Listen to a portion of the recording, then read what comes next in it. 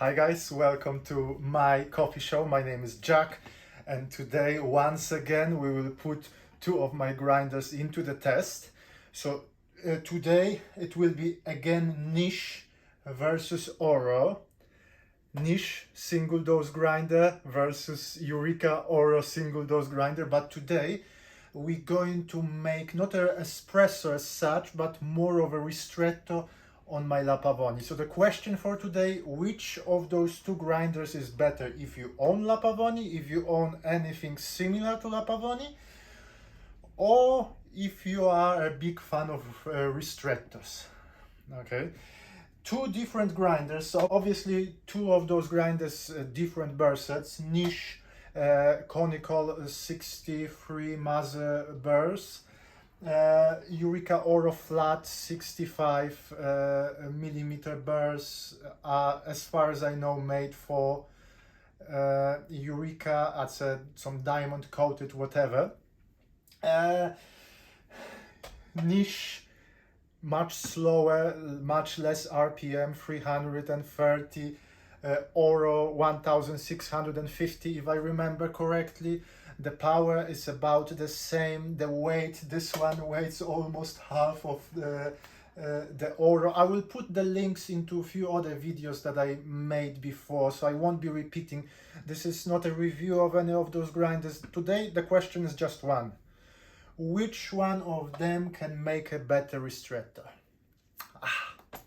And because at the moment I use my Pavoni as a daily driver, that's a very important question to me. To make a coffee, we need some coffee beans here. I have them here. They're about a week old now. So that's the coffee from Roasting Plant Coffee. And that's the Ethiopia Reserve, naturally processed, sun-dry or whatever. Tasting notes, blueberries, pomegranate and dark chocolate. So that should be awesome if we manage to get all of them into the ristretto. 15 grams of coffee in, 22 grams out. Now, the way I pull a shot on a Pavoni, I like to do that pre-soaking, pre-infusion for about 30 seconds. Okay, that's how I do it. I'm not saying you have to do the same way. That's what I do, and I find that it gives me a nice balance and nice good tasting shot. So 30 seconds of the pre-soaking, pre-infusion, and then I'm aiming for about 25-ish seconds of ristretto time. 20-25, let's say 25 seconds. I will slowly be increasing the pressure. So on my Pavoni I have a pressure gauge, so I know exactly where I am. I will start slowly, get up to the 9 and then slowly ramp it down. So that's kind of a classic lever style profile on that kind of machine. Yeah. Well, I'm excited. Hopefully you're excited. If you forgot, just remember to subscribe and click like, and let's make some espressos. Okay, so first shot from Oro.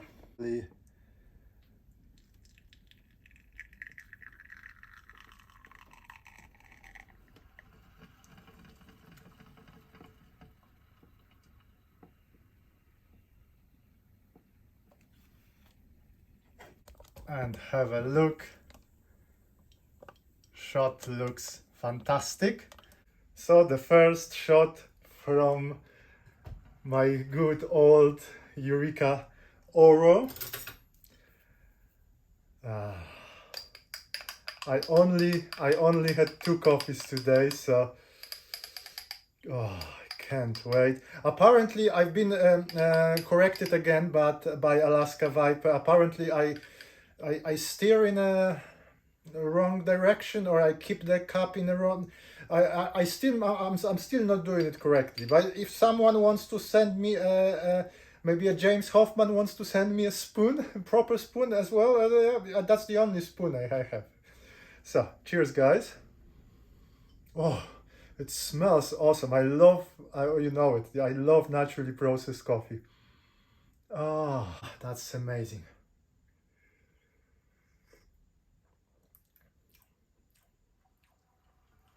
Ooh. Ooh. Some kind of, I can taste pomegranate and dark chocolate, definitely. I was hoping for those blueberries. Do you pronounce it blueberries or blueberries? Anyway, you know what I'm talking about.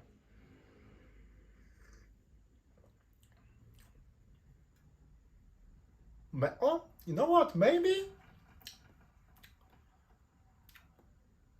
they are. But lots of that kind of very pleasant, but lots of that kind of a bitterness in the shot. Maybe I should lower the temperature.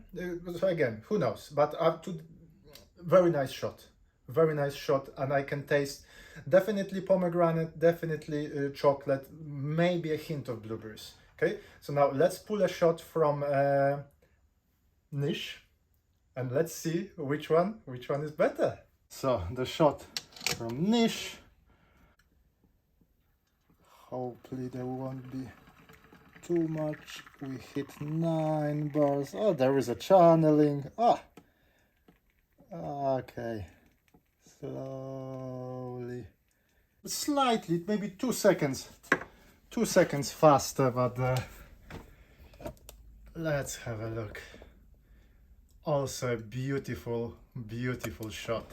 So shot from my Niche. Okay, the spoon is here.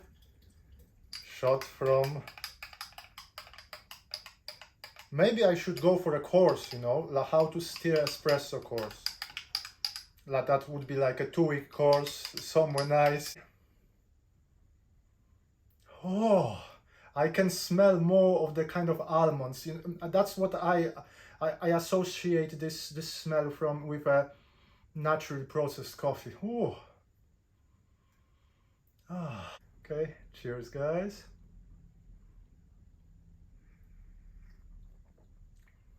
Okay, more sweetness,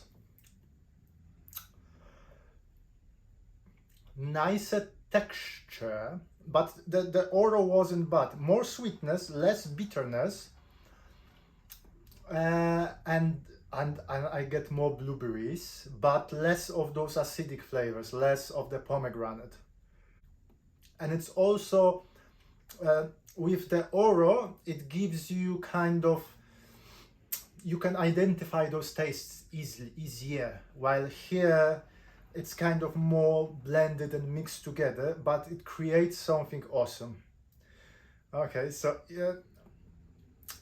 if you're a fan of this style of coffee, I mean, both are good.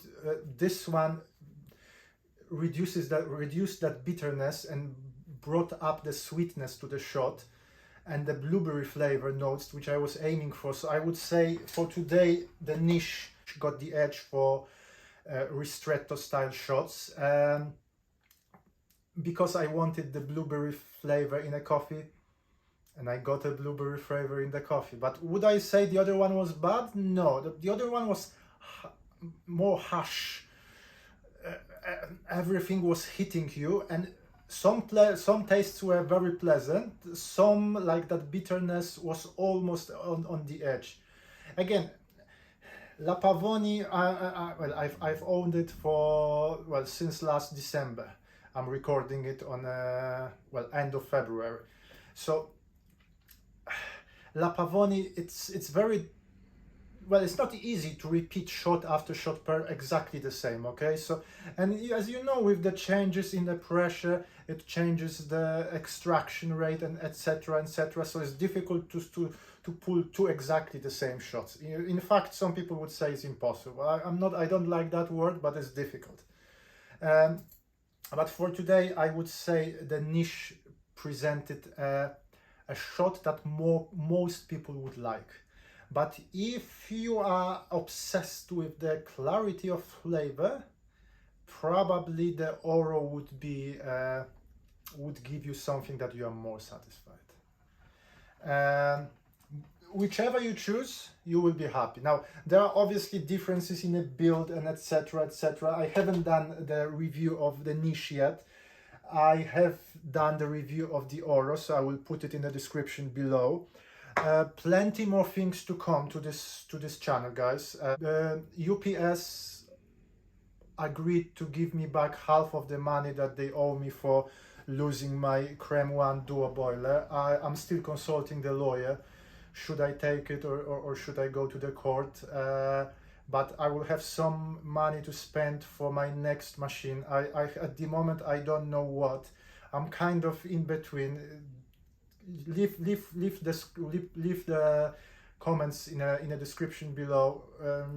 I'm kind of thinking, on one hand, because I love Sage, I love Breville machines. On one hand, maybe do a boiler from Sage, that would be something nice. On the other hand, I really would like to get Decent, but in UK, to get it to UK, it's not a cheap machine, but it would agree with me. Now, would that be interesting for you to see a Decent? That's the other thing, but I definitely would be very happy with Decent.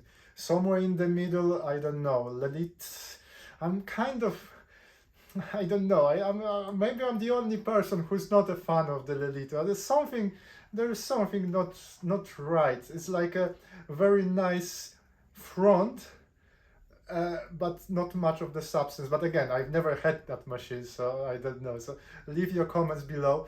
Leave your comments about today's video. Do you own La Pavoni? Which is your favorite grinder for La Pavoni? Probably it would be a hand grinder, yeah, to get that full-on hands-on experience. I haven't seen the quality of the shots, by the way. If there is any channeling, well, I'm sorry, guys.